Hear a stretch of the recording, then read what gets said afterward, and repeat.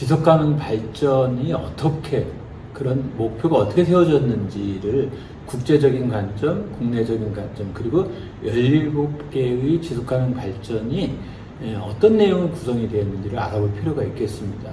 더불어서 이걸 가지고 우리나라 국내, 그 다음에 지역사회가 또 어떻게 대비하고 있는지에 대한 그런 것들에 대해서 알아보는 시간을 갖도록 하겠습니다.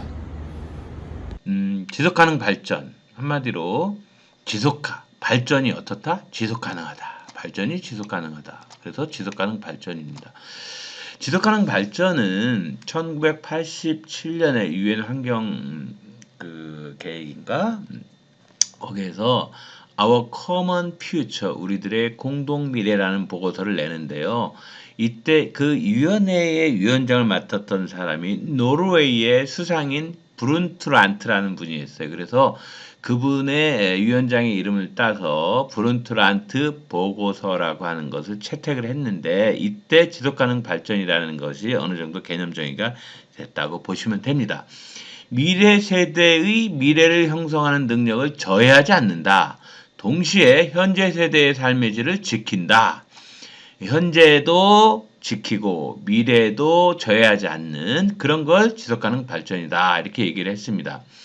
경제사회 환경의 조화 속에서 현 세대와 미래 세대 모두의 삶의 질을 향상시키려는 의지, 그리고 노력하는 과정이다라고 유네스코에서는 이야기를 했습니다.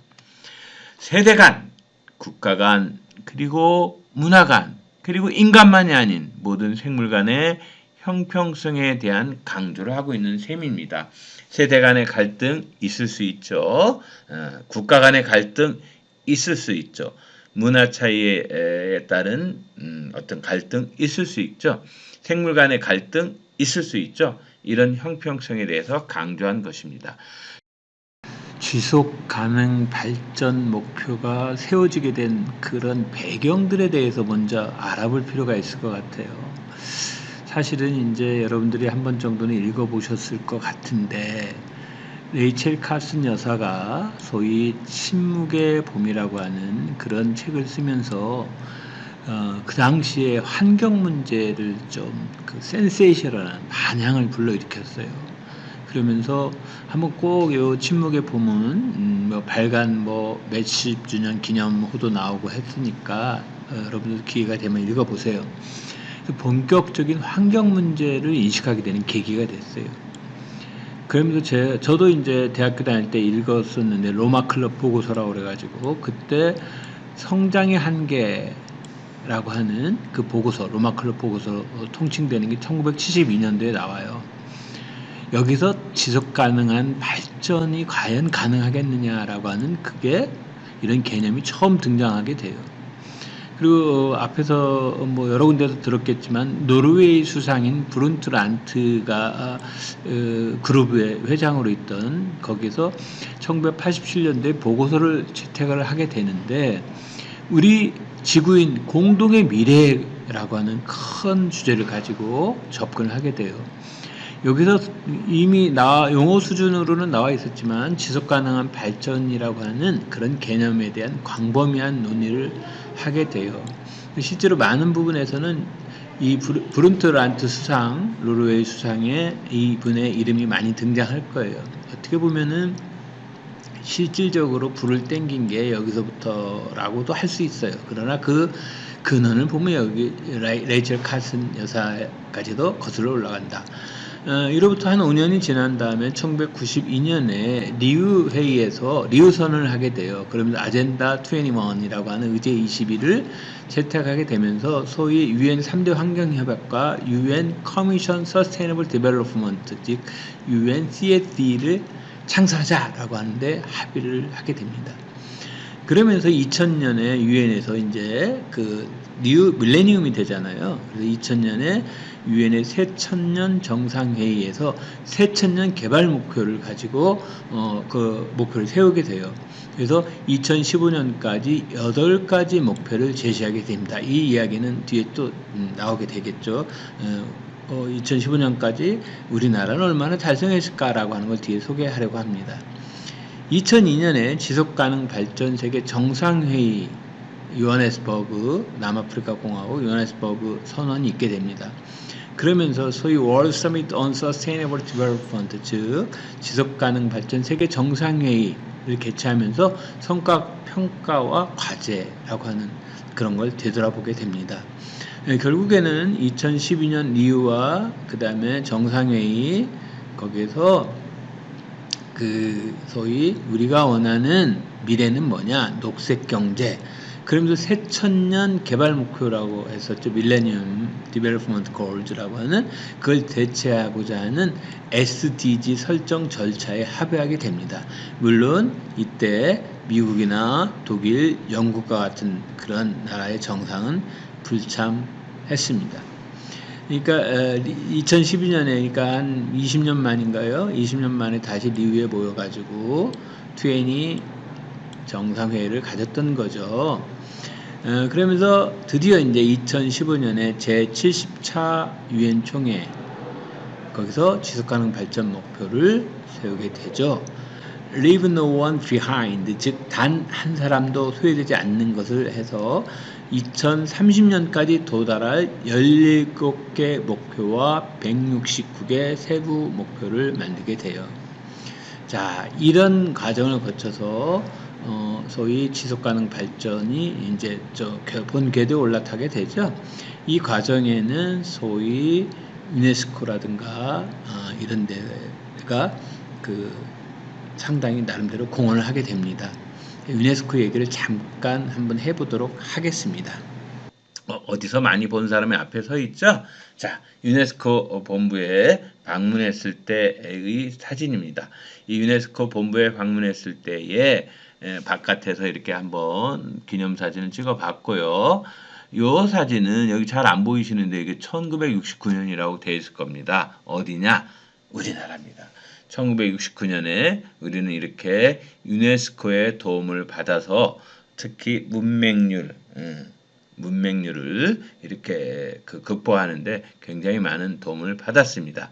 저희 두 사진은 유네스코 건물의 바깥쪽에 있는 사진이고 이 안쪽을 들어가 봤습니다. 막 들어가는 건 아니고요. 유네스코에서 일하시는 분과 함께 들어갔습니다. 자, 그 유네스코 빌딩을 배경으로 건물에서 사진을 찍었고 이 안에는 조그마한 일종의 박물관, 미술관이라고 할 수가 있습니다. 이게 스페인의 화가 미로라고 하는 분의 벌써 딱 보면 미로의 작품 같죠? 유네스코가 세워질 때 이 그림을 기증했다고 합니다. 이 안에는 물론 피카소도 있고 다른 작가들의 작품들도 있습니다.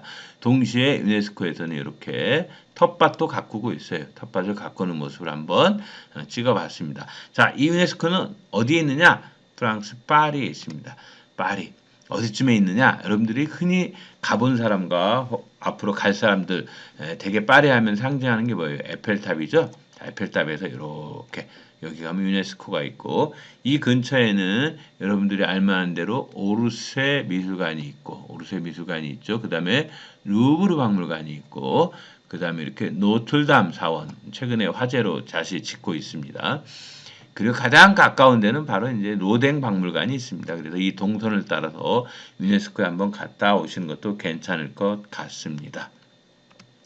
유네스코는 기본적으로 그 The United Nations Educational, Scientific and Cultural Organization, 즉 교육, 과학, 문화 위원회죠. 유엔의 산하라고 할 수 있습니다. 그래서 국제적인 코퍼레이션, 그러니까 교육이나 과학 문화에서 상호 코퍼레이션 우호를 통해서 평화를 구축하는 것을 기본 목표로 하고 있고요. 유네스코는 1946년에 공식적으로 출범을 했습니다. 얘네들 홈페이지 가보면 이런 말이 있어요. 이탈리아하고 코리아에서 리터러시 캠페인을 했다. 유네스코는 이런 것들을 지원했다. 그러면 꼭 찍어서 Republic of Korea라는 나라. 왜? Republic of Korea가 굉장히 상징적인 나라잖아요. 그죠? 교육을 통해서 단기간 내에 파바박 성장해가지고 선진국의 반열에 오른 그런 나라입니다. 자, 여기 있는 것처럼 교육, 자연과 해양, 사회가, 인문가, 문화, 그 다음에 커뮤니케이션, 인포메이션, 특히 아프리카에 신경을 많이 쓰고 있고 최근에는 젠더 이퀄리티, 양성 평등에 대해서 관심을 많이 가지고 있다고 하고 있습니다. 이 유네스코에서 바로 클라이밋 체인지, 기후 변화는 주요 이슈 중에 하나입니다. 그래서 여기 보면은 여기 혹시 홈페이지 가면은 각종 자료들이 많이 있고요. 기후 변화는 크게 뭐예요? 서스테이너블, 즉 지속 가능과 관계돼서 유네스코가 굉장히 노력하는 한 분야다라고 이렇게 아시면 되겠습니다.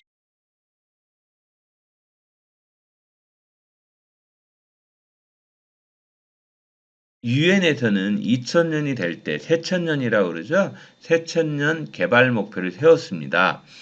여기 보시면 아시겠지만 2000년 유엔에서 채택된 의제로 8가지를 채택을 했어요. 2015년까지 이미 지났죠. 많이 10년 정도 가까이 지났죠. 2015년까지 세계의 절대 빈곤자 수를 반으로 감소시키자는 범세계적인 약속이었고요. 그래서 8가지를 세웠어요. 첫 번째, 극심한 빈곤과 기아 퇴치. 자, 우리나라는 어떠냐? 글로벌과 우리나라. 1번, 부분 달성. 우리도 부분 달성. 아직 극심한 빈곤층에 있는 사람이 아직도 남아 있다란 얘기입니다. 2번, 초등교육의 확대와 보장. 우리는 이미 달성했다고 봅니다. 지금 원하지 않는 사람 이외에는 다 의무적으로 초등교육을 하고 있죠. 받고 있죠. 세 번째, 성평등 촉진과 여성 권익 신장이라는 문제. 자, 이건 어때요? 여성계에서는 그렇게 뭐 받아들이지 않을 수도 있으나 대체로 지표상으로는 달성한 것으로 되어 있습니다. 유아 사망률 감소, 우리 뭐 거의 유아 사망률이 낮죠? 임산부의 건강 개선, 그래도 많이 좋아졌죠? 달성했다고 보는 거예요. 에이즈와 말라리아 등 질병 퇴치, 우리는 부분 달성. 특히 말라리아, 우리도 말라리아 생기는 거 알죠?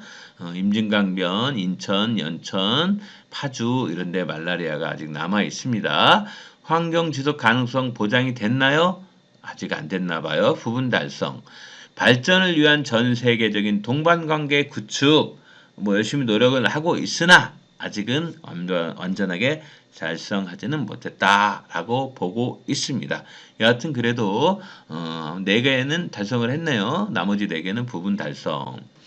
그 다음에 지속가능 발전 목표 Sustainable Development Goals 목표들이네요. 그죠? 2030년까지 우리 한번 해봅시다. 이게 SDG입니다. United Nations, UN, 그죠? 이제 아까 새천년이 끝나고 2015년 9월에 제74 UN 개발 정상회의에서 우리 세계의 변혁 해놓고 2030 지속가능 발전 의제라는 주제의 지속가능 발전 목표를 합의하고 이를 채택했어요. 그래서 지속가능 발전 목표는 향후 15년간, 2015년이니까 2030년까지는 15년이고 지금부터 치면은 몇 년 안 남았죠. 10년도 안 남았어요. 인간, 지구, 번영, 평화, 파트너십이라는 5개 영역에서 인류가 나아가야 될 방향을 17개의 목표하고 이 17개 목표에는 다시 세부 목표로 169개를 제시하고 있습니다. 그러면서 2016년 1월 1일부터 우리 열심히 하자. 그래서 효력이 발생되고 있습니다. 자, 이 17개 한번 볼까요? 한눈에 휘리륵 보면 이런 것들이 있습니다. 인간, 지구, 번영, 평화, 파트너십 5개 영역에 17개 목표가 있고 우리나라도 2008년에 이미 지속가능 발전 기본법을 제정해 놓고는 있습니다. 자, 17개. 빈곤, 퇴치, 기아종식, 건강과 웰빙, 양질의 교육, 성평등, 깨끗한 물과 위생, 적정 가격의 깨끗한 에너지, 양질 일자리와 경제 성장, 산업 혁신, 사회 기반 시설, 불평등 감소, 지속 가능한 도시와 지역 사회. 책임 있는 소비와 생산, 기후 행동, 물 생태계 보전, 육상 생태계 보전, 평화, 정의, 그리고 강력한 제도, 마지막으로 파트너십, 이들 목표 달성을 위한 파트너십에서 이 17개를 세워놓고요. 각 지역마다 지속가능 발전 협의체들이 있습니다. 아마 여러분들이 살고 계신 곳곳을 찾아가 보면 이런 협의체들을 발견할 수가 있을 것입니다.